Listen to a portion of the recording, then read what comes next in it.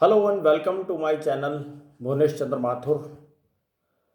I welcome all the RAS aspirants of RAS Foundation, RAS Pre and RAS Mains exams to be held in Feb 2022. तो हमने इससे पहले वाले video में agriculture की बात की थी, specially with context to Rajasthan. तो हमने उसमें डाटा का डिस्कशंस किया था जो लेटेस्ट थे, मैंने आपको बताए थे। हमने उसमें शुरुआत की थी what was the position of agriculture when British went away at the eve of independence। उस समय हमने क्या फर्स्ट प्लान बनाया था, थोड़ा सा हमने बात की थी। ग्रीन रिवॉल्यूशन के क्या इम्पैक्ट थे, ये हमने बात की थी। तो ये सारा डिस्कशंस हुआ था। उसके बाद मैंने आपको राजस्थान की इकनॉमी और रादर एग्रीकल्चरल पार्ट पर हम कवर कर रहे हैं अभी, and we will be discussing economy of Rajasthan, mines, minerals, trade, restaurants, hotels, all these fall under economy, mainly industries. Service sector is very important in Rajasthan. So धीरे धीरे हम सारा ये कवर करेंगे। These videos are useful for all RAS foundation aspirants, pre aspirants, those are preparing for RAS pre and RAS mains to be held in 2022 Feb. ठीक है, इनके लिए ये बहुत आई थिंक काम का होगा। I wish you good luck. I am with you Bhuvneshwar Mathur. Let us start our discussion. अभी ऐसा है कि 5 साल तक, वापस ध्यान से ज़रा देखिए मेरी बात को, 5 साल तक जो एग्रीकल्चर सेक्टर में बिजली सप्लाई हो रही है उसमें जो रेट है पर यूनिट, उसमें कोई चेंज नहीं किया जाएगा। यानी कि उसकी प्राइस की बढ़ोतरी बिल्कुल भी नहीं होगी किसानों को जो बिजली सप्लाई हो रही है।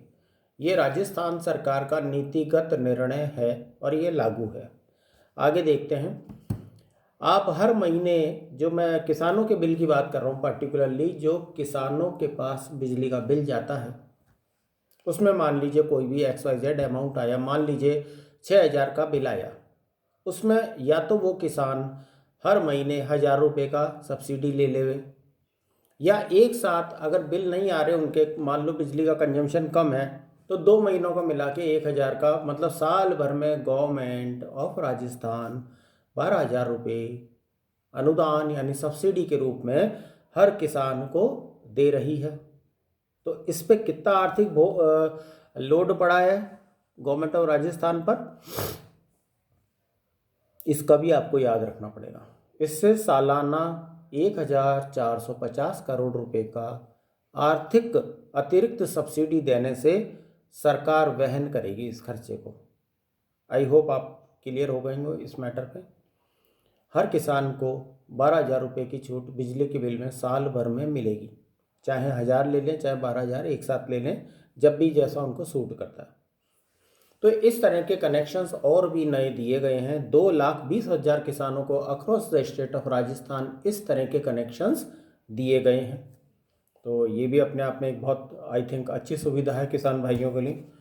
एक अलग से बजट में प्लान किया है, कृषि विद्युत वितरण कंपनी भी बनाने का प्लान आ गया है। क्या है प्लान? कृषि विद्युत वितरण कंपनी, जो सारा एग्रीकल्चर सेक्टर में बिजली के कनेक्शन, सप्लाई, जो भी प्रॉब्लम्स हैं वो सारी, बिलिंग, सप्लाई, रिपेयर, मेंटेनेंस, वो सारा काम वो कंपनी करेगी। अजमेर और जयपुर डिस्कॉम में एक सतर्कता जांच ऐप भी लागू कर दिया गया है। मोबाइल ऐप, उससे सतर्कता रहेगी, जांच में कोई भी पारदर्शिता रहेगी, ट्रांसपेरेंसी। तो वो सारा ये अजमेर डिस्कॉम, जयपुर डिस्कॉम के ऐप हैं, उससे ये लोग एग्जामिन करेंगे whatever may be the problems to the company, to the farmers, जहाँ पर भी जिसको प्रॉब्लम आएगी ये उससे सॉल्यूशन निकाला जाएगा। सॉरी। एक दूसरी चीज़ और है कि मैं आपको थोड़ा सा, जो BSc BCom और अलग हमारे सेगमेंट्स हैं, ह्यूमैनिटीज़, सभी हम लोग हैं। तो देखिए मेरी बात सुनिए। हमारे किसान को बड़ी प्रॉब्लम है वेयर हाउसिंग की। मतलब उत्पादन हो गया, गेहूँ आ गया, मान लीजिए गन्ना आ गया, दालें आ गई, सब्जियां आ गई, फ्लावर्स आ गए, और अदर बहुत सारा एग्रीकल्चरल प्रोड्यूस है, टी है, कॉफ़ी है, सब ये आपको स्टोर हाउस चाहिए, वेयर हाउस। लाइक ऑनियन है, ये आपका पोटैटो है, टोमेटो है, बहुत सी ऐसी चीज़ों को हमको स्टोरेज की इनको ज़रूरत पड़ती है। उसके लिए वेयर हाउस यानी हिंदी में कहें तो गोदाम की ज़रूरत है।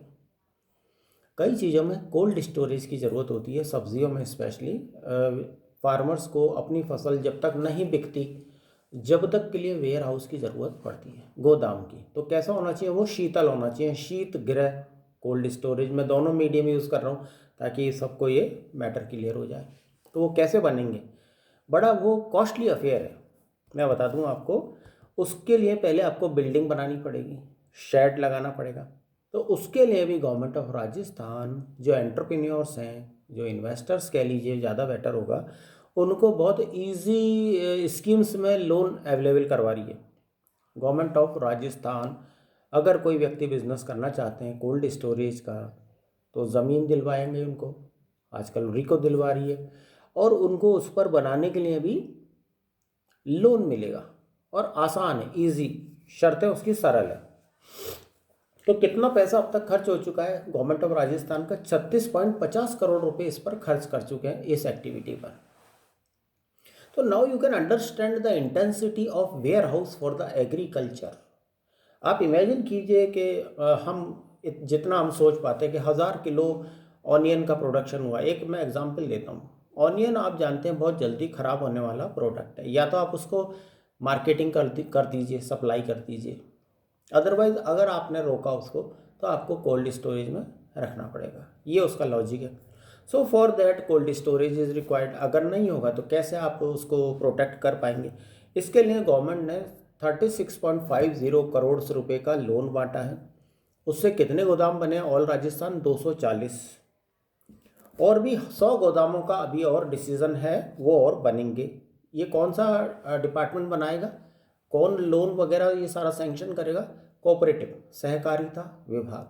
थोड़ा थोड़ा ये जो मैं ऑथेंटिक डाटा आपको बता रहा हूँ, तीनों ही जने आरएएस फाउंडेशन वाले college going students who are in final year of BA, BSc, BCom, those who are doing post graduation may be in any field, those who are already appearing, उन सब के लिए ये सब चीज़ें समझ भी लीजिए आप, है ना। Okay, then we proceed further, आगे चलते हैं।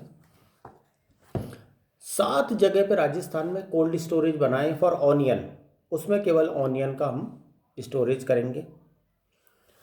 और भी मतलब कम कॉस्ट वाले हम लोग प्लान कर रहे हैं 1200 के आसपास, जिसमें onion and other vegetables can be maintained. अब ये कौन 1200 सस्ती लागत वाले कौन बनवा रहा है, उद्यानिकी विभाग। जरा ये भी याद करते चलिए, कौन सा डिपार्टमेंट कर रहा है, उद्यानिकी विभाग, याद रखिए ये खर्चा कर रहा है। तो ये सारा हमने बात की है। एग्रीकल्चर प्रोडक्ट्स तो आ गए, फसल कट के आ गई आपकी, whether it is wheat, serial, pulses, बहुत सी फसलें होती है राजस्थान में, हम धीरे धीरे सब कवर कर रहे हैं। अभी मैं पूरा एक ओवरव्यू आपको दे रहा हूँ, these are latest happenings regarding agriculture. ऐसे ही हम अलग अलग सेक्टर की बात करेंगे। Okay, then we go. अब बात आई एंड प्रोडक्ट्स की। किसान और उनके परिवार जो हैं, सब पूरा परिवार लगता है। अब उनका अंतिम कृषि उत्पाद, मान लीजिए मैं बात करता हूँ डिस्ट्रिक्ट अजमेर में पुष्कर है, पुष्कर में गुलाब होता है, तो गुलाब उनका एंड प्रोडक्ट है। या तो आप उसको एक्सपोर्ट कर दीजिए एज एन एंड प्रोडक्ट, या आप उसको फैक्ट्रीज में बेचिए गुलकंद वालों के यहाँ, ठीक है, दो ही जगह काम आता है। तो इसका स्मॉल स्केल पर प्रोडक्शन करने में भी पंचायत समिति के लेवल पर हेल्प ली जा रही है। कृषि प्रसंस्करण भी एक चीज़ शुरू कर रहे हैं, फूड प्रोसेसिंग ट्रेनिंग सेंटर्स भी एस्टेब्लिश किए जा रहे हैं कि आगे उस प्रोडक्ट का क्या कर सकते हैं। जैसे भीलवाड़ा साइड में अमरूद होता है फॉर एग्जांपल, कोटा साइड में अनार होता है, तो how to sell it away, एक तो ये बात हो गई। और अगर आप उसका कोई प्रोडक्ट फर्दर बना सकते हैं तो उसको कैसे बनाएंगे, उसकी प्रोसेसिंग की ट्रेनिंग भी किसानों को दी जा रही है ताकि उनकी इनकम बढ़े। तो बेसिक ऑब्जेक्ट इतना सारा करने के पीछे है कि हमारे फार्मर्स की इनकम कैसे कैसे बढ़े। एक तो ये बात हुई। अब आगे चलते हैं, थोड़ा ऑर्गेनिक बात करनी है। जैविक कृषि, जैविक कृषि तथा जैविक विधि को प्रोत्साहन हम लोग देना चाहते हैं। अक्रॉस द कंट्री ये प्रोग्राम चल रहा है। इसमें क्या है हमने कितनी भूमि कन्वर्ट की है, ये सारा थोड़ा सा ध्यान दीजिए। 2019-20 में यानी 2019-20 वाले वर्ष में अराउंड 69,921 हेक्टेयर्स को कन्वर्ट किया गया। हेक्टेयर एरिया को जैविक, यानी उसमें हम अब क्या करेंगे, कोई भी फर्टिलाइज़र, कोई भी इंसेक्टिसाइड, कोई भी पेस्टिसाइड काम में नहीं लिया जाएगा। हाई यील्ड वैरायटी सीड है, इरिगेशन है, और आपका सारा फर्टिलाइज़र उसमें कैसा होगा, ऑर्गेनिक होगा। तो ये बिल्कुल आप I want to touch all the basics, क्योंकि कई बार मैंने देखा है कि बेसिक्स थोड़े से प्रॉब्लम होते हैं, तो आगे के कंसेप्ट्स समझने में, लिखने में जब मेंस में देते हैं, और even for that matter interviews, we should be aware of all this basics, बहुत ज़रूरी है। तो जैविक खेती एक दिन में तो स्टार्ट हो नहीं सकती my dear friends, my dear aspirants. 1240 कृषक प्रशिक्षण केंद्र खुले हैं। इसमें कृषकों को 2 एक्सपोजर विजिट करवाई जाएगी, और 114 जैविक मेले का अब तक एग्जीबिशंस और ये सब लगा दी गई हैं, ताकि फार्मर्स को एक फर्स्ट हैंड एक्सपीरियंस मिल जाए कि ये कैसी है। देखिए, हाई यील्ड वैरायटी में फर्टिलाइज़र बहुत यूज़ होता है, पेस्टिसाइड, इंसेक्टिसाइड्स, आप कह सकते हैं कि बहुत ज़्यादा रासायनिक प्रयोग होते हैं, उनको थोड़ा हम कम करना चाहते हैं। उससे क्या होगा, खर्चा भी कम होगा, कॉस्ट ऑफ प्रोडक्शन घटेगी। Okay sorry. दूसरी चीज़, 2019-20 वाले ईयर में बांसवाड़ा, सिरोही, टोंक में कम से कम 18,100 फार्मर्स को ज़ीरो बजट नेचुरल फार्मिंग की ट्रेनिंग दे दी गई है। ज़ीरो बजट यानी कि ऐसी कंडीशंस जिसमें किसान किसी से भी, ना बैंक से, ना गांव के मनी लेंडर से, कहीं से भी कोई कर्जा नहीं लेगा। कितना अच्छा हो जाएगा।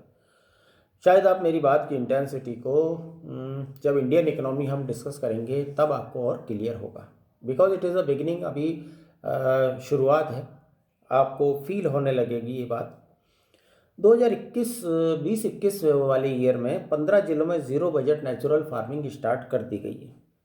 तो उसमें क्या है, 358 ग्राम पंचायत स्तर पर हमने ट्रेनिंग सेंटर्स आयोजित किए थे। तो उनको, किसानों को बुला बुला के ट्रेनिंग दी गई, थ्योरेटिकल प्रैक्टिकल दिखाया गया, सारा ऐसा करके। तो इसमें 36,000 हमारे फार्मर्स अब तक सेलेक्ट हो चुके हैं। ज़ीरो बजट नेचुरल फार्मिंग, याद रखिए इसमें क्या है, हम अब ये प्लान अक्रॉस द कंट्री आ गया है। सबसे पहले साउथ इंडिया में सक्सेसफुल हुआ था कि कोई भी किसान किसी से भी, ना बैंक से ना कहीं से, महंगे केमिकल्स के लिए लोन नहीं लेगा।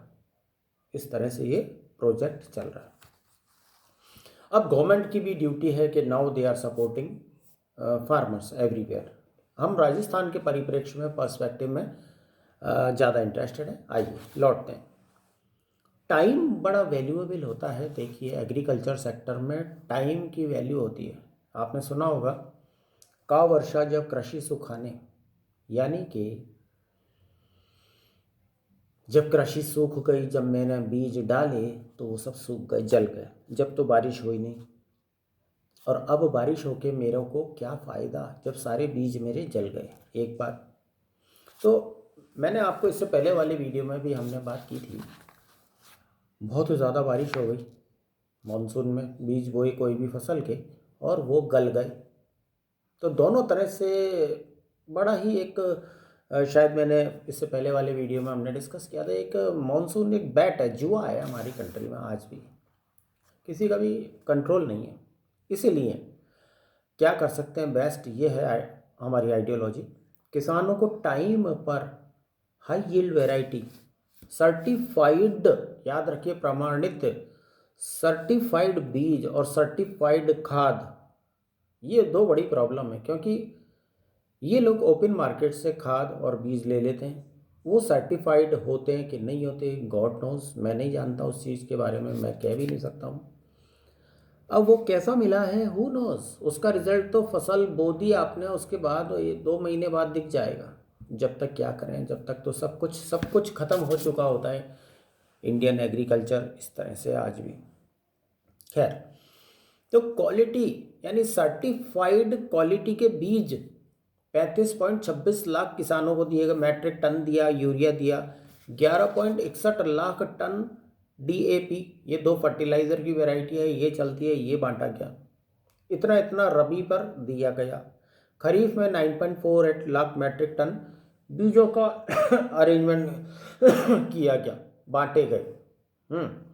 खरीफ में 2021 वाले सीज़न में यूरिया 8 लाख मैट्रिक टन और DAP 4.5 लाख मैट्रिक टन बांटा गया। तो ये बहुत वंडरफुल मेरी नज़र में डाटा है, आप समझें, याद करें। यानी 2 बार हम मेजर फसलें बोते हैं। बीज की तो मैंने आपको बताई है, गर्मी में। ओके, आगे चलिए। आई होप यहाँ तक आपको ये you are comfortable with me. चलते हैं और आगे। भाई अब देखिए, इधर भारत सरकार भी कह रही है, राजस्थान सरकार भी कह रही है कि किसानों की इनकम डबल करने का प्लान है। हाउ, कैसे होगी? तो ट्रेडिशनल मेथड से तो जितनी होगी होगी, इम्प्रूवमेंट हो रहे हैं, but how to double? Double तो बहुत अच्छी चीज़ है ना, कंट्री को भी फ़ायदा, फार्मर्स को भी फ़ायदा, सब पूरे देश को फ़ायदा। ओके, तो क्या किया जाए? एक प्लान आया, प्याज, लहसुन, ग्वार, कपास जैसी दूसरी फसलों को भी साथ के साथ में बढ़ाओ, प्रोडक्शन कीजिए इनका। तो इससे क्या होगा? राजस्थान कृषि प्रसंस्करण व कृषि व्यवसाय, कृषि निर्यात प्रोत्साहन नीति तीनों बनाई गई 2019 में और जारी कर दी गई हाथों हाथ। इसमें क्या हुआ? कपास की जिनिंग की 41 इकाई, प्याज लहसुन की प्रोसेसिंग की 6 इकाई और ग्वार की 12 इकाई एग्रो पॉलिसी के अंतर्गत लाई गई। इससे क्या हुआ? ये 4 जो फसलें मैं बोल रहा हूँ, प्याज, लहसुन, ग्वार, कपास, इनका प्रोडक्शन बढ़ा, एनकरेजमेंट मिला गवर्नमेंट की तरफ से। तो 12 इनकी एग्रो पॉलिसी के अंतर्गत 12 यूनिट्स लग गई हैं राजस्थान में। आगे चलते हैं। कृषि विपणन बोर्ड, एग्रीकल्चरल मार्केटिंग जो बोर्ड है, उसके द्वारा मिनी फूड पार्क बनाए जा रहे हैं। कौन कौन से ज़िलों में? याद रख लीजिए, सुनिए। पहले तो पाली, नागौर, बाड़मेर, जैसलमेर, जालोर, सवाई माधोपुर, करौली, दौसा में इसके लिए ज़मीन अलॉट कर दी गई है। वहाँ पर इनके मिनी फूड पार्क बनेंगे। इनसे क्या होगा कि कृषि और उसके जो जिन्स हैं, उनके प्रोसेस्ड जो प्रोडक्ट है, उनका बिजनेस होगा, वो बढ़ेगा। कौन कौन साथ दे रहा है? डिपार्टमेंट भी आप याद करते चलें, लिखते टाइम, मेंस में भी। और आई wish you appear in interview and be a successful person. तो ये सब आपको इनके डिपार्टमेंट्स भी किसने किया? उद्यानिकी वालों ने किया। कृषि agricultural marketing board of Rajasthan इसमें इन्वॉल्व है। One can ask you. तो इस तरह से आपको ये तैयारी रखनी है। तो क्या तैयारी रखनी चाहिए प्री मेंस इंटरव्यू की एक साथ? एक तो, और जो भी तैयारी कर रहे हैं, कॉलेज गोइंग और दोज हु आर ग्रेजुएट्स और those who R post graduates, PhD, सभी को कहूँगा कि एक साथ तीनों चीज़ों की तैयारी हमको रखनी चाहिए। वैसे दूसरे वीडियो की बात है, हम कभी और करेंगे इसको। 2000 करोड़ रुपए का एक किसान वेलफेयर फंड भी बनाया गया है। 2000 करोड़ का किसान वेलफेयर फंड भी बना हुआ है। ये ऑलरेडी बन चुके हैं। जो मैं डाटा बोल रहा हूँ, जहाँ मैं कह रहा हूँ कि बनेगा तो बनेगा, अभी नहीं बना है, और जो हो चुका है उसको मैं कह रहा हूँ कि ये बन चुका है। ध्यान रखिएगा। अब मैंने दूसरा पॉइंट आपको कहा कि हम ये चाह रहे हैं अक्रॉस द कंट्री, पूरे देश में किसानों की इनकम व्हाट्सएवर डबल हो जाए और बढ़े। तो क्या क्या हमने कहा कि जैसे अभी बीच में आया प्याज, लहसुन, कपास और एक चीज़ और बोली मैंने, ग्वार, इनका प्रोडक्शन बढ़ाइए। और क्या किया जा रहा है? राजस्थान गवर्नमेंट स्ट्रेस डाल रही है बागवानी, यानी फूलों पर, फलों पर। ये भी बहुत अच्छा सोर्स ऑफ इनकम है आजकल। खैर शुरू से ही थे, अभी भी है। तो इनको और डेवलपमेंट पे सुविधाएं दी जाएगी। आगे चलते हैं। बंजर भूमि को कृषि योग्य बनाने हेतु आवश्यक कोशिशें की जा रही हैं, जिससे कि उस भूमि को भूमिहीन एवं सीमांत किसानों हेतु सामुदायिक कृषि हेतु आवंटित किया जा सके। आई थिंक ये बहुत ही अच्छा गोल है। जो ज़मीनें अभी यूजलेस पड़ी हैं, हम जल्दी समझ जाएंगे, फैलो, बेकार हैं बिल्कुल, अभी उन पर कुछ भी नहीं हो रहा, खाली पड़ी हैं। बंजर हो गई हैं, कई रीजंस हैं। एक तो हमारे यहाँ एसिडिटी बहुत है, यानी हिंदी में बोले तो लवणीयता, क्षारीयता बहुत है, तो उसका पहले ट्रीटमेंट करवाना पड़ता है। तो कई ज़मीनें हमारी उन पे हो सकता है इरिगेशन की फैसिलिटी हो, थोड़ा उनका ट्रीटमेंट हो, तो इसको ट्रीटमेंट का एक अलग अपन बात करेंगे आगे। अभी हम चलते हैं, इसको आगे लेते हैं इस बात को कि इसमें किसको फ़ायदा देना चाहते हैं। जो मार्जिनल फार्मर है, जिसके पास बहुत ही नाममात्र की या बहुत कम ज़मीन है उसको, और भूमिहीन लैंडलेस ऐसे लोगों को सेलेक्ट करके उनको ज़मीन दी जाएगी, बंजर भूमि, कृषि योग उनसे बनवाया जाएगा। तो ये एक बहुत अर्जेंट एफर्ट है गवर्नमेंट ऑफ राजस्थान का, याद रखिएगा। होता ये है कि बहुत ज़्यादा डाटा, बहुत ज़्यादा नोट्स में ये छोटी छोटी इम्पोर्टेंट चीज़ें कहीं दबी ना रह जाएं आपसे, इसलिए मैं इनको हाईलाइट कर रहा हूँ। So please be with me, try to understand. आगे चलते हैं। अब देखिए, सारी भूमि एग्रीकल्चर के लायक भी नहीं है, तो राज्य की अकृषि योग्य भूमि को जल ग्रहण की विभिन्न गतिविधियों द्वारा कृषि योग्य बनाने का प्लान चल रहा है। अब वो प्लान का नाम क्या है? राजीव गांधी जल संचय योजना। वापस सुनिए, क्या नाम है ऐसे प्लान का? राजीव गांधी जल संचय योजना। अकृषि भूमि को कृषि योग्य बनाना है, तो पानी की ज़रूरत सबसे पहले है। खाद, बीज और जो भी है यूरिया, डीएपी, ये सब तो सरकार दे रही है। खेती बाड़ी के लिए कोऑपरेटिव बैंक्स आपको लोन दे रहे हैं, बिजली में अनुदान मिल रहा है।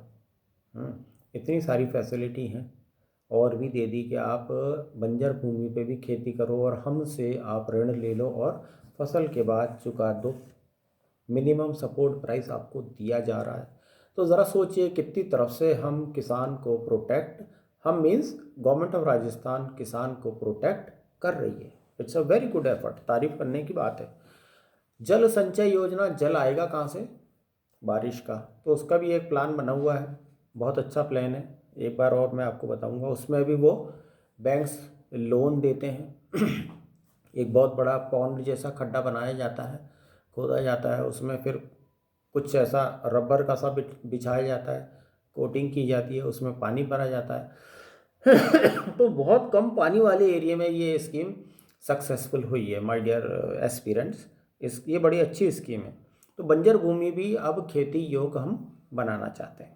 एक बात ये हुई। देन आगे चलते हैं, इस विषय से बदलते हैं। मनरेगा योजना बहुत पहले से चल रही है, सभी जानते हैं। इसके अंतर्गत कृषि कार्यों, भूमि विकास कार्यों को भी जोड़ दिया। किसको जोड़ा है मनरेगा में? एग्रीकल्चर के काम और भूमि विकास, लैंड को डेवलप करो, ये भी किया जा रहा है। क्या हुआ? जल संरक्षण के काम होंगे मनरेगा में, लैंड डेवलपमेंट, भूमि विकास के काम होंगे, वन विकास के काम होंगे, और पात्र जो कृषक हैं उनकी भूमि का विकास और सिंचाई की सुविधा हम उनको देंगे। पशु आश्रय, जहाँ जानवर रह लें, अपना थोड़ा बहुत घूम लें फिर लें, इनको ज़रूरत होती है, ये काम भी कराए जाएंगे। शेड, गर्मी है तो उसके अंदर, सर्दी है तो रात कट जाए जानवरों की। इसके ऊपर 76.23% व्यय इस खर्चे का किया जाएगा। कृषि एवं कृषि आधारित कार्यों पर किया गया है अब तक। इस योजना में 76% पैसा मनरेगा के द्वारा 100 दिन का काम दिया जाता है, आपको पता है। और एक ही बार में मनरेगा में 100 दिन का काम किसी भी एक व्यक्ति को नहीं दिया जाता है, डिवाइड करके दिया जाता है। ठीक है, याद रखिए। अब जब ऑब्जेक्ट गवर्नमेंट का है कि किसानों की इनकम बढ़ानी, डबल करनी, जिनकी है ही नहीं उनकी बढ़ानी, ऐसे, तो किसानों की आय व लघु उद्योगों को दोनों को मिला के बढ़ावा देने के उद्देश्य से फूड प्रोसेसिंग पार्क्स एस्टेब्लिश किए जा रहे हैं। स्थापना करना का प्लान है, कई जगह हो भी गई है। तो ये डेवलपमेंट हो रहा है। इससे क्या होगा? फार्मर और जो उन प्रोडक्ट्स को प्रोसेस करेंगे, मान लो कोई गुलाब की पत्तियों का शरबत बनाते हैं, तो वो लोग आ गए। पिकल्स बहुत अच्छा चलता है राजस्थान में, अचार वगैरह। अब ये हो सकता है कहने सुनने में आपको लगे अरे ये कोई बहुत बल्कि बिजनेस नहीं है कि बहुत इसमें करोड़ों का रेवेन्यू नहीं हुआ। अरे भाई, करोड़ों का रेवेन्यू इज़ वन थिंग। यहाँ हमारी पहली प्रॉब्लम है टू क्रिएट एम्प्लॉयमेंट अपॉर्चुनिटीज़। पहले रोजगाररत हमें आदमी को करना है। पहली हमारी जो है कंसर्न ये वाली है यहाँ पे। सो औद्योगिक क्षेत्र तेवरी यानी जोधपुर की बात कर लें, उसमें क्या है 121.56 हेक्टेयर की 117.40 करोड़ की एडमिनिस्ट्रेटिव स्वीकृति मिल गई है इसी साल मार्च में, तो इसमें काम शुरू हो गया ये वाला। अब आगे चलते हैं। कृषि जिन्सों उनके प्रोसेस्ड उत्पादों के बिजनेस और एक्सपोर्ट को बढ़ाने के लिए क्या है, कृषि विपणन बोर्ड के द्वारा मिनी फूड पार्क बनाए जाने हेतु कौन से जिले सेलेक्ट हुए हैं। अब पॉइंट पर आते हैं हम। Last point of this video, Pali, Nagaur, Barmer, Jaisalmer, Jalore, Sawai Madhopur, Karauli और 200 में ज़मीन आवंटित हो गई है। फूड प्रोसेसिंग पार्क और उनके प्रोडक्ट्स को एक्सपोर्ट करने से इनकम हो, ऐसा सोचते हुए इस पर काम शुरू कर दिया है। इसके लिए भी लैंड राजस्थान गवर्नमेंट ने इन टाउन्स में जो मैंने ज़िलों के नाम लिए हैं ज़मीन अलॉट कर दी गई है। So with this friends, I am with you Bhuvneshwar Mathur. I wish you a good luck. मिलते हैं नेक्स्ट वीडियो में।